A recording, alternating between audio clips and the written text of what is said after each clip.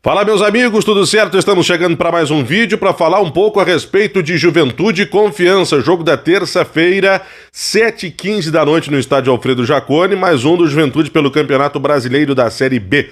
Se você não se inscreveu no canal, por favor, se inscreva, ative as notificações e deixe o seu like nesse vídeo, por gentileza. E claro, né, comenta aí, diz o que você está esperando desse jogo da terça-feira no Jaconi, do Ju com Confiança. Um jogo que, olha, meus amigos, ele entra num contexto bem diferente de projeção. Normalmente, quando eu falo aqui sobre as partidas, eu tenho, inclusive, trazido informações com jogadores e tudo mais que as equipes têm. E até esse Confiança especificamente tem algumas peças conhecidas, nossas aqui do Rio Grande do Sul. Posso falar do André Moritz, posso falar do Leandro Kivel, posso falar de outros jogadores que passaram aqui, como por exemplo o Ari Moura, atacante que passou pelo Brasil de Pelotas. Um outro nome conhecido desse time aí é o Thiago Luiz, esse jogador da Chapecoense, de outros tantos clubes aí, Paysandu, Goiás, jogador que passou pelo Santos também. Porém, todavia, contudo, entretanto, eu não quero me ater tanto assim aos jogadores que a equipe do Confiança tem, porque o Confiança tem desfalques para esse jogo. E alguns desfalques nós sequer sabemos quais são. A gente não sabe, por exemplo, quais são os 5 jogadores que na última testagem acabaram acusando positivo para a Covid e desfalcam o Confiança contra o Juventude.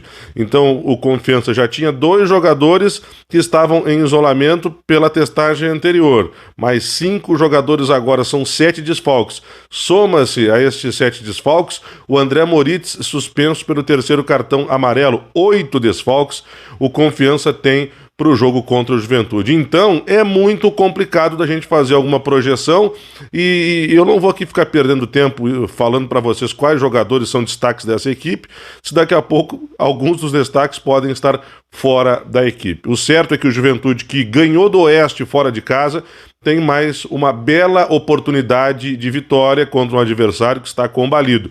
Juventude que não tem para esse jogo, por exemplo, o Marcial suspenso pelo 3º cartão amarelo, mas pode ter o Carlos Eduardo à disposição para o jogo, e aí uma alternativa ao Renato Cajá, que normalmente tem sido substituído nas partidas. Eu repito, importante demais para o Juventude conquistar os 3 pontos.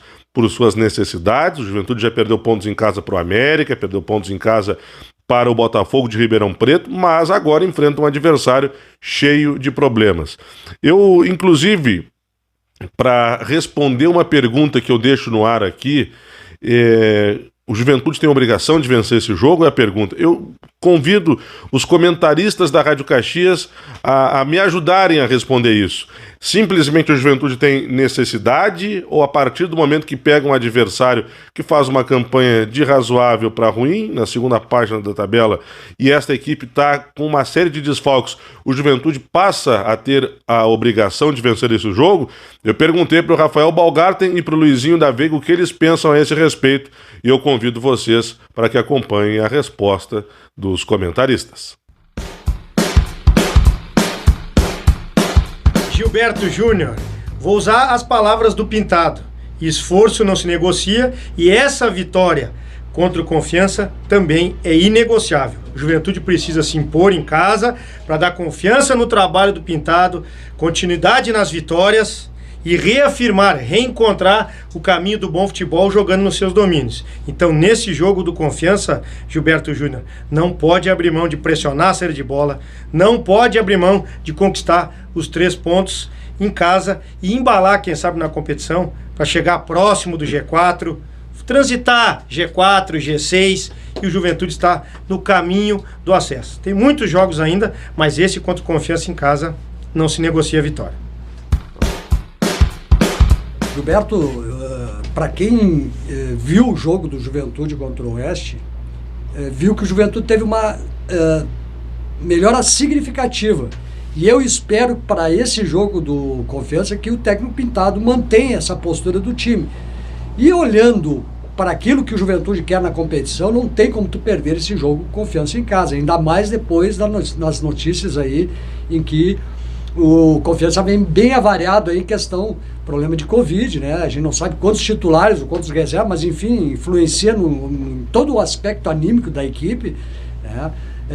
Tira as opções do técnico do Confiança, então o Juventude tem que também aproveitar e explorar isso. E o técnico Pintado tem uma grande oportunidade de dar uma continuidade no seu time, na sua ideia de futebol, como ele fez na última partida, e pensar melhor, inclusive, as suas substituições, porque vai ter o retorno aí de alguns jogadores significativos que serão reforços para o técnico Pintado. Então ele já pode ganhar reforço na defesa, ele pode ganhar reforço no meio de campo, na defesa com o Genilson, no meio de campo Carlos Eduardo, e isso pode encorpar o time dele. Encorpando, esse time começa a ter ritmo.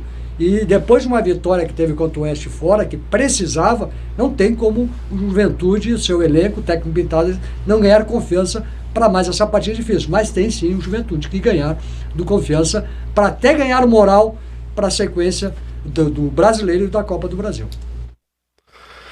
Obrigado, Rafael Balgarten e Luizinho da Veiga, que estiveram aqui respondendo se o Juventude tem ou não tem a obrigação de ganhar do Confiança pela 9ª rodada do Campeonato Brasileiro da Série B. Para você que esteve até aqui, obrigado demais pela parceria, pela confiança.